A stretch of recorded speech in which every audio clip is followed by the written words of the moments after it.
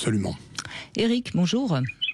Oui, bonjour Brigitte, bonjour à votre invité. Christian Jamin qui est avec nous. Je suis ravi de vous avoir parce que ça fait longtemps que je vous écoute. Et c'est que maintenant que vous nous appelez, mais qu'est-ce que ça veut dire, Éric? Parce que je suis très timide. Ouais. Oui. Non, c'est parce qu'il y a quelque chose qui...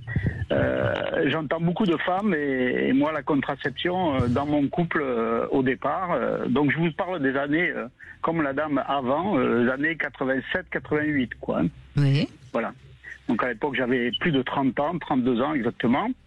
Et mon épouse avait 3 enfants, on avait eu 3 enfants ensemble. Et après un problème de grossesse, on a opté pour une contraception masculine et pas féminine. C'est-à-dire que j'ai fait une vasectomie. Donc en 88. En 88, c'était bravo, interdit. parce que c'était quand même très d'avant-garde. Hein. C'était interdit. C'était interdit. Ah oui. Interdit. J'ai bravé la loi pour faire D'abord, les premiers docteurs que j'ai vus ne voulaient pas le faire. J'ai trouvé un urologue qui a fait ça et qui l'a fait en masquant l'acte par rapport à... C'était pas une vasectomie sur l'acte, quoi, voilà. C'était autre chose. Oui, c'est fou ça quand même, Christian Jamin. Hein. Oui, mais comme on le disait à l'instant, les temps ont beaucoup changé. Et depuis, fou, oui. Par exemple, maintenant, si on fait une vasectomie, on peut congeler du sperme. Donc la loi a beaucoup évolué avec la science. Là encore, je ne saurais pas répondre sur la légalité de faire une vasectomie dans les années 80. Le témoignage d'Éric, on peut lui faire. Oui, le témoignage d'Éric va dans ce sens. Oui. Mais ce qu'il faut quand même comprendre, c'est que jusque dans les années 70, on va dire. Hein, je dirais ça, puisque la guerre de 45, la guerre se termine en 45 et en 65-70, on est encore avec la frayeur d'une guerre et donc de besoin j'allais dire de chair à canon, parce que malheureusement c'est un petit peu ça quand même. Hein, obliger les gens. Faut quand même pas oublier que pendant la guerre, l'IVG était interdite, était peine de mort d'ailleurs pour les femmes qui pratiquaient l'IVG. La pub pour le préservatif, elle n'a été autorisée que lorsqu'il y a eu l'épidémie du SIDA, c'est-à-dire à partir de 85. Donc on était quand même dans une culture procréative.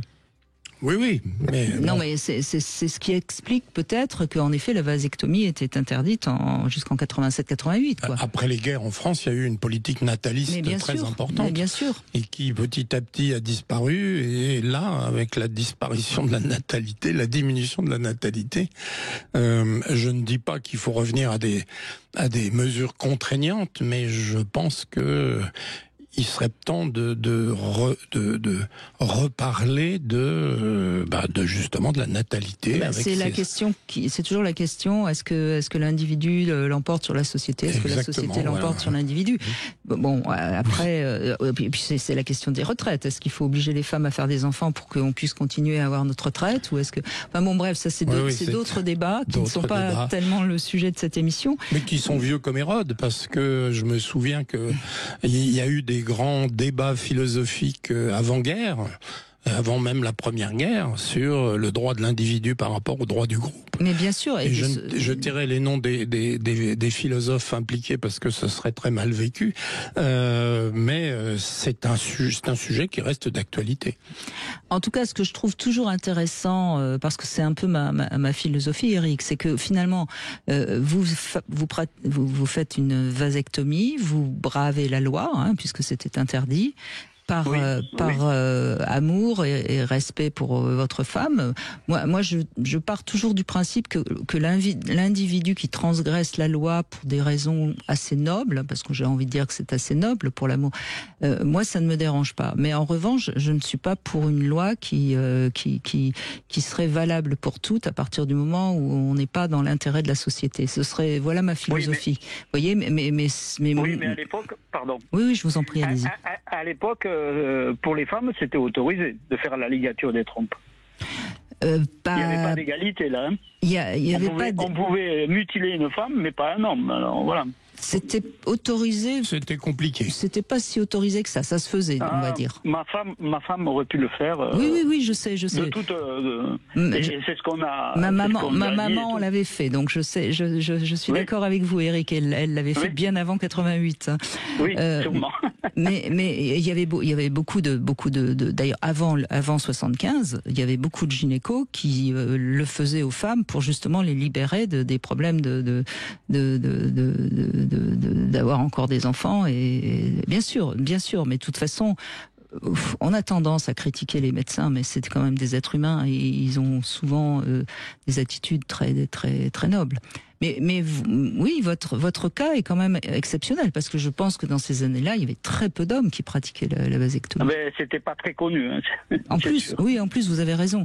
Mais alors, qu'est-ce qui vous a donné comment vous l'avez su? On s'est documenté, on a regardé, et de toute façon. La pilule ne convenait pas à ma femme, elle avait des fragilités. Pour tout vous dire, elle venait de subir un avortement parce qu'elle pouvait pas porter le 4e enfant. Ça a été quand même douloureux et moi j'estimais que vous aviez ça se fait à 2. 3 enfants. Et on peut prendre ses responsabilités en tant qu'homme aussi, parce que les enfants, on les fait à 2 et on les élève à 2, et voilà. Mais c'est tout à votre honneur. Et vous êtes toujours ensemble, j'espère? Malheureusement, elle est décédée il y a 12 ans, et voilà. D'accord, oui, bon, là, excusez-moi, c'est pas... Non, mais c'est pas... Mais par contre, on a vécu de très belles choses, et je pense que de vous écouter, ça fait beaucoup de bien, quoi. Voilà. Oh, c'est gentil. Et vous regrettez pas? Vous n'avez jamais regretté, j'imagine? Ah non, jamais. Parce qu'on m'a dit, oui, mais si tu refais ta vie et tout, j'ai refait ma vie, mais j'ai plus besoin d'avoir d'enfants. Hein. C'est pas grave. Hein. C'est pas... Oui, mais là encore, Dieu merci, le monde évolue et depuis les lois ont changé et puis surtout la science a permis de pallier les inconvénients. Encore une fois, aujourd'hui, si vous voulez faire une ligature des déférents, eh bien vous êtes en droit de demander une cryoconservation de vos spermatozoïdes au cas où la vie vous jouerait un vilain tour.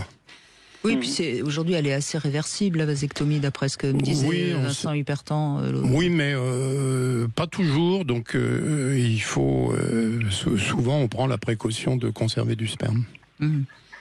Oui, elle est réversible parce que mon gendre l'a fait. Il a fallu qu'il la fasse une 2e fois parce que ça s'était ressoudé et ça avait. Ah, il est trop fertile, votre gendre.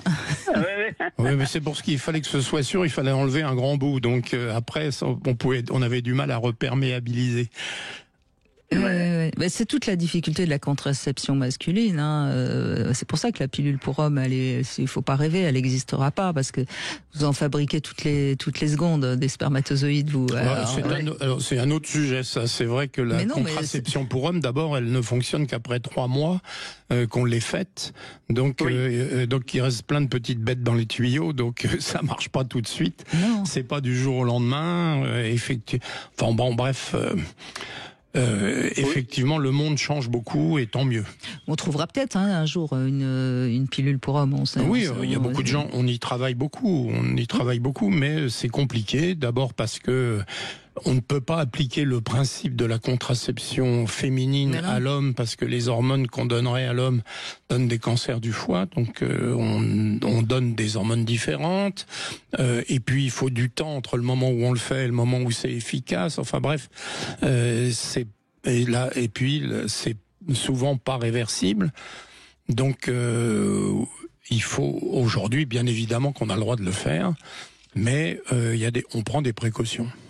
Merci Eric en tout cas parce que votre. Ce que je voulais rajouter, oui, si allez-y. possible, je vous en prie, bien sûr. C'est que ça ne change rien au niveau de la sexualité, contrairement à ce que pensent beaucoup d'hommes. Non, normalement ça ne change rien, mais encore une fois, ça dépend ce qui se passe. Oui, bien sûr, et vous avez raison sur un plan médical, ça ne change rien. Maintenant, ce qui se passe dans la tête, alors là, si vous saviez comment ça peut changer, c'est toujours le problème de ce qui se passe dans la tête. Oui, surtout les hommes qui sont des petits êtres fragiles, qu'il faut manier avec beaucoup de douceur et de tendresse. Allez. Voyons. On va dire, on est d'accord, vous êtes le sexe faible, c'est bien connu. Merci beaucoup. beaucoup Eric, en tout cas. Merci beaucoup de ce témoignage qui montre bien à quel point c'est pas simple, une société bonne pour tous.